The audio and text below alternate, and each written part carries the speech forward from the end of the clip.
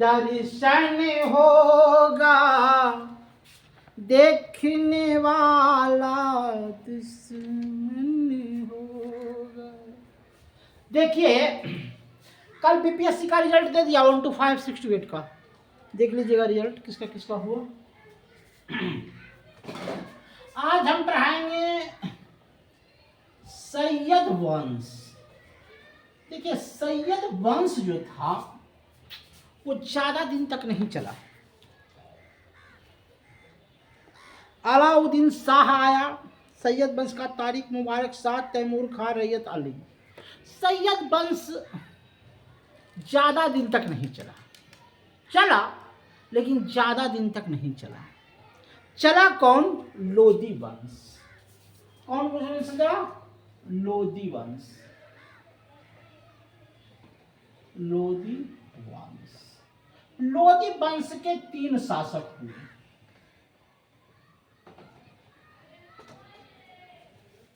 जरा सा समझा देते हैं। पहला हुआ बहलोल लोदी,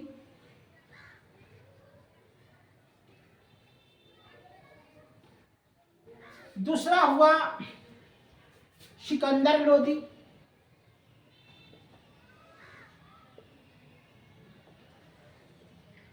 और तीसरा हुआ इब्राहिम लोदी।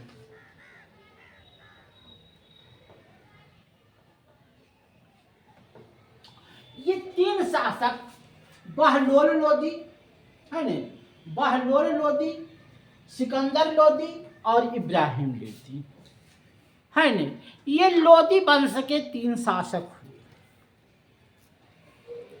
जिसमें ये जो था ये 38 वर्ष तक राज किया। बहलोल लोदी कहता है कि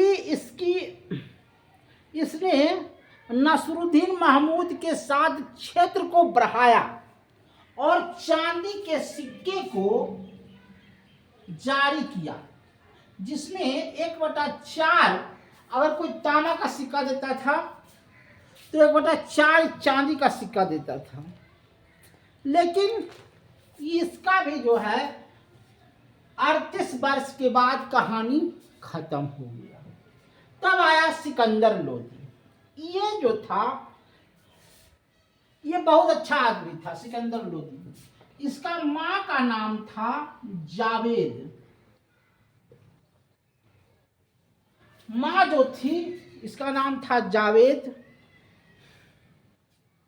इसके राज में तैमूर का आक्रमण हो गया।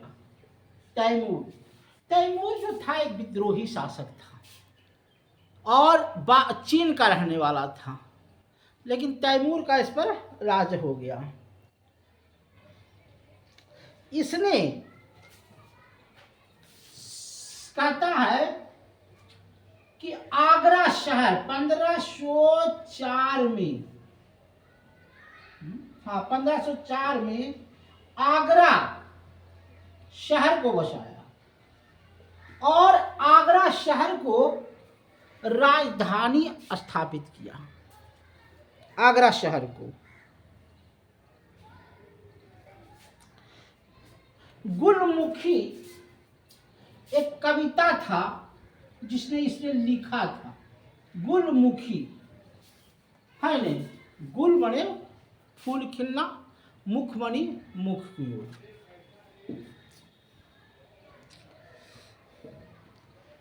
कहता है इसके राज में सिकंदर शाही कोई था। क्या था? सिकंदर शाही। इसने क्या किया कि फारसी अनुवाद को, जो इसकी भाषा थी फारसी, उसको हिंदी में कन्वर्ट किया, कई भाषाओं में कन्वर्ट किया। और ये बहलोल लोदी जो मर गया उसका ये क्या सिकंदर लोदी क्या किया? मकबरा बनाया। मकबरा में समझते हो? अरे मरलो होकर ऊपर घर बना दो, मकबरा उसी को कहते हैं। कहता है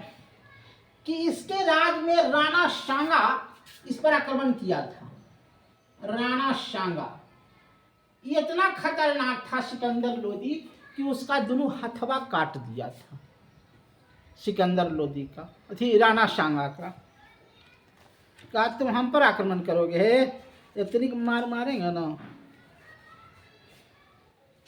इसके पास केंद्रीय सेना थी, स्थल सेना थी, एक ऐसा टुकुरियर था जो आराम करता था, है न। 3 प्रकार का इस सेना रखता था। एक ऐसा सेना था जो रथ वाला था, एक ऐसा सेना था तो हाथी वाला था, एक पैदल रखता था।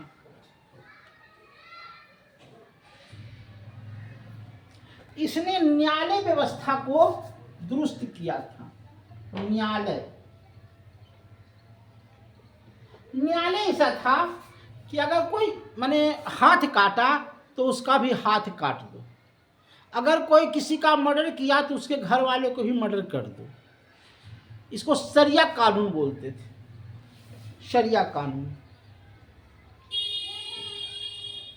अच्छा, जो मुस्लिम था, इसके राज में जो मुस्लिम रहता था उसको, मुस्लिम को 2.5% कर देना पड़ता था।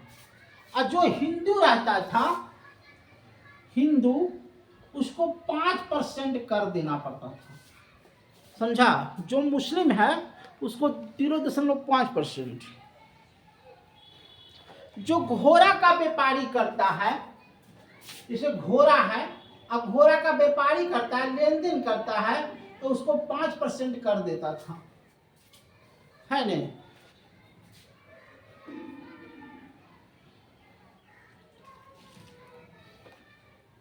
देवला एक शहर था, देवला, उसको क्या बनाया? अंतरराष्ट्रीय अड्डा बनाया। बंगाल को चावल का अड्डा बना दिया, अनित राजा तीर्थ स्थल सतगावा को सतगम। आगरा में नील की खेती करता था। आगरा जो शहर था, जहां इस शहर बताया था आगरा, इसमें नील की खेती करता था। नील मतलब होता है पृथ्वी का। बनारस में, आगरा के शहर बनारस, बनारस में यह सोना चांदी जमा करता था, सोना चांदी।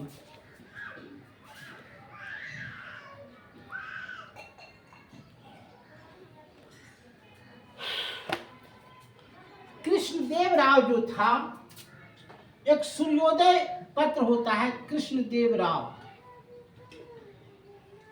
इसमें सूर्योदय एक अथी लिखा था। इब्राहिम लोदी, इब्राहिम लोदी अंतिम शासक था। देखिए, इब्राहिम लोदी जो शासक था, ये था तो इसी का कल खानदान का, लेकिन इतना हरामी था कि जिस राजा को लूटता था उसमें हरम खाना होता था। हरम खाना मतलब एक राजा 10 गो बीवी रखता था, तो राजा को बंदी बना लिया और उसके हरम खाना में जाकर के उसके बीवी बच्चा, उसके बीवी और बेटी उटी सब को माने इज्जत प्रतिष्ठा लूटता था इब्राहिम लोदी। उसके बाद अगर इसकी बात को कोई नहीं मानता था तो तलवार को लेकर के क्या ऐसे ऐसे करता था सूरज के सामने। माने ऐसे ऐसे का मतलब हुआ कि आप कत्लेआम कर दो, ऐसे ऐसे किया ना तो कत्लेआम कर दो। तो यही काम करता था इब्राहिम लोदी।